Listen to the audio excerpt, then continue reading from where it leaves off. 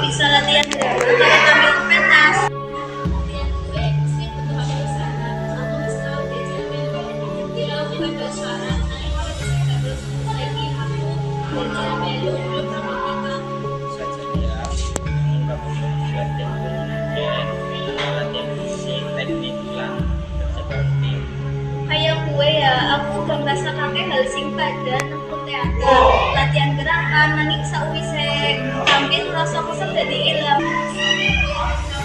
Penting supaya cewek bisa mengungkapkan kesedihan ini juga.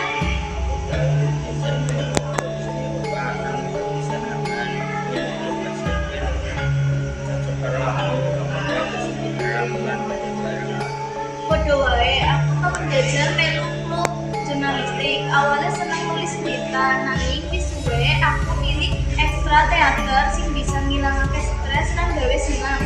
Orang lain tetap semangat seperti bisa berarti merupakan hal sing